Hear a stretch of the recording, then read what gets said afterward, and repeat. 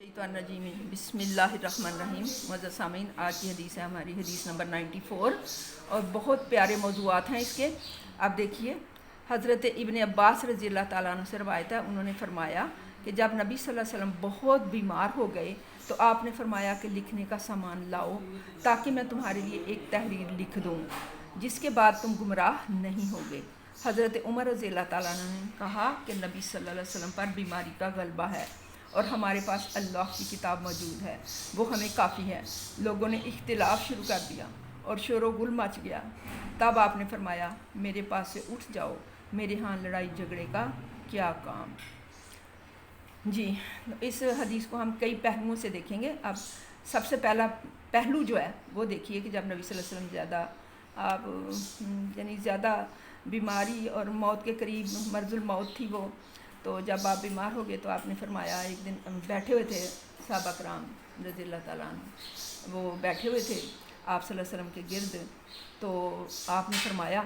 یہ روایت کر رہے ہیں ابن عباس رضی اللہ، آپ نے فرمایا کہ کچھ لکھنے کا سامان لاؤ، کاغذ قلم وغیرہ لاؤ تاکہ میں تمہارے لیے ایک تحریر لکھ دوں، یعنی میں کچھ احکامات جو ہیں وہ آپ کو تحریر کروا دوں، لیکن جس کے بعد تم گمراہ نہیں ہوگے۔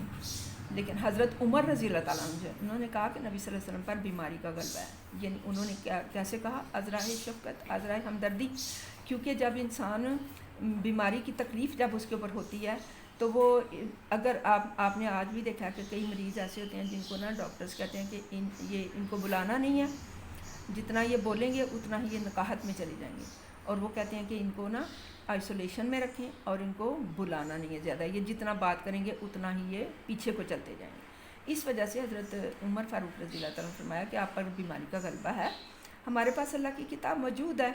وہ ہمیں کافی ہے، لیکن اس پر لوگوں نے اختلاف شروع کر دیا اور شور و گل مچ گیا، یعنی لوگ تھوڑا سا ان کی آوازیں اونچی ہو گئیں۔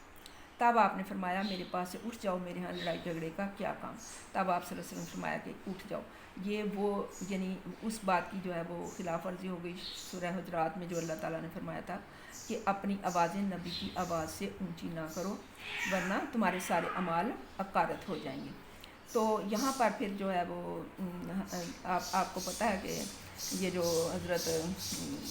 کعب بن مالک رضی اللہ تعالیٰ عنہ سے، تو انہوں نے، ان کی آواز اونچی تھی، تو وہ تو اس وقت وہ گھر جا کے بیٹھ گئے جب یہ وہ آیات اتری تھی نا قرآن پاک کی، میں قرآن اور حدیث کو ریلیٹ کر کے پڑھا رہی ہوں۔ جب قرآن میں آیات آئی تھی کہ اپنی آوازوں کو نبی صلی اللہ علیہ وسلم کی آواز سے اونچا نہ کرو، تو حضرت کعب بن مالک جو ہیں وہ تو گھر جا کے بیٹھ گئے اور وہ رونے لگے، کئی دن حاضر نہیں ہوئے، تو نبی صلی اللہ علیہ وسلم نے بلایا تو آپ نے فرمایا کہ حضور میرے تو اعمال سارے عکارت ہو گئے ہیں، میری آواز آپ سے اونچی ہو جاتی ہے۔ تو یہ ہمیں آداب سکھائے گئے تھے قرآن میں کہ نبی صلی اللہ علیہ وسلم کی آواز سے اونچی کسی کی آواز نہیں ہونی چاہیے۔ تو یہاں پہ جو شور و گل مچا، تو اس سے آپ صلی اللہ علیہ وسلم نے فرما دیا کہ میرے پاس سے اٹھ جاؤ، یہاں پہ لڑائی جھگڑے کا کوئی کام نہیں ہے۔ تو لیکن جو ہے، جو حکم تھا یہی تھا کہ ایک تو جب کوئی بندہ بیمار ہے اس کے قریب شور و گل جو ہے وہ نہیں کرنا، نبی صلی اللہ علیہ وسلم کے قریب اپنی آواز جو ہے اس کو اونچا نہیں کرنا، اور یہ کہ مرض الموت میں جب کوئی بندہ ہو تو اس کے ساتھ کس طرح بیہیو کرنا ہے آپ نے، کہ وہاں پہ شور و گل نہیں کرنا اور اس کو کوئی حکم نہیں دینا۔ آپ نے سنا ہوا ہوگا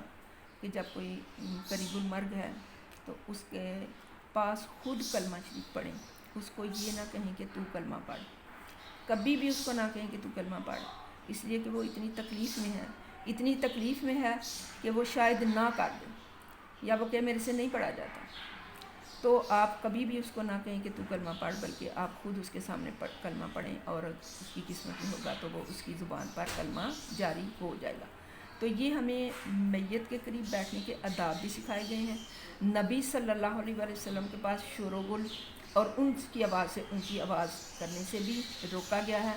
اور جس طرح سے حضرت عمر فاروق رضی اللہ عنہ آپ سے ازراہ محبت اور شفقت یہ کہا کہ یہ اب آپ جو ہے آپ اس چیز کے متحمل نہیں ہو سکتے، حالانکہ آپ اس کے بعد 4 دن تک زندہ رہے، لیکن پھر اس نے اس عمل کا اعادہ نہیں کیا، یعنی آپ نے نہیں دہرایا کہ لاؤ کاغذ قلم، اس کا مطلب ہے کہ انہوں نے حضرت عمر کی بات سے اتفاق کیا۔ تو یہ ساری چیزیں کس لیے آتے ہیں؟ ہمیں آداب سکھانے کے لیے،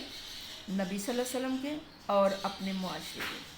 دیکھیں کون فرد ہے جس کو کبھی کسی شخص کے ساتھ سابقہ نہیں پڑتا جو مرض الموت میں مبتلا ہوا ہو. تو وہاں پہ یہ آداب ہم نے ملحوظ رکھنے ہیں کہ اونچی آواز سے نہیں بولنا, کوئی اختلاف رائے نہیں کرنا, اور اس کو نہیں کہنا کہ تم پڑھو یا تم کوئی عبادت کرو بس, بلکہ خود اس کے پاس بیٹھ کر پڑھنا ہے. قرآن پڑھیں, یاسین پڑھیں, کلمہ شریف پڑھیں, لیکن اس کو نہ کہیں کہ تم پڑھو. تو یہ آداب ہمیں اس حدیث سے پتہ چلے. یہ نیچے جو فٹ نوٹ ہے اس کا وہ بھی اسی طرح ہے جس طرح میں نے آپ کو بتایا. حضرت عمر رضی اللہ عنہ مقصد آپ کے حکم سے ساردولی نہیں تھا, یعنی یہ نہیں تھا کہ آپ نے آپ کا حکم نہیں مانا, بلکہ آپ نے ایسا ازراہ محبت فرمایا, ورنہ رسول اللہ صلی اللہ علیہ وسلم اس کے بعد 4 روز تک زندہ رہے اور دوسرے احکام نافذ فرماتے رہے, جبکہ تحریر کے متعلق آپ نے سکوت اختیار فرمایا. معلوم ہوا کہ حضرت عمر رضی اللہ تعالیٰ عنہ کی رائے سے آپ کو اتفاق تھا. عون الباری کا حوالہ ہے, جلد نمبر اول 257 حدیث. واضح ہے کہ سامان نوشت لانے کا یہ حکم آپ نے حضرت علی رضی اللہ تعالیٰ عنہ کو دیا تھا. تو یہ دیکھیں یہاں پہ عون الباری, ابھی میں نے آپ کو تصویریں بھجوائی ہیں نا, دیکھیں اس طرح کی بہت سی شرح ہیں جو میں نے آپ کو بتایا تھا کہ بخاری کے وزن پر. تو اتنی زیادہ شروحات بخاری شریف کی لکھی گئی ہیں, اگر ہمیں اللہ تعالیٰ موقع اور توفیق دے تو ہم ان سے استفادہ کریں. تو یہ جو حوالہ ہے یہ عون الباری کا ہے, اور اس کے راوی حضرت ابن عباس ہیں. یہ اوپر راوی ہوتا ہے اور یہ نیچے حوالہ ہوتا ہے, کہ یہ ایسے ہی نہیں, یہ بات کسی کا ایسے ہی سینٹنس نہیں منہ سے نکلا ہوا, بلکہ عون الباری جو ایک مصدقہ کتاب ہے جس کی امام بخاری رحمۃ اللہ علیہ کی جو شرح ہے, اس کی کتاب کی شرح ہے صحیح البخاری کی, اس کی جلد نمبر اول سے 257 صفحے پر یہ حوالہ یہ لکھا ہوا ہے. اس حدیث کی تخریج یا اس حدیث کا فائدہ یا اس حدیث سے ہم نے جو اصول مستنبط کیا وہ وہاں پہ لکھا ہوا ہے. وما علینا الا البلاغ.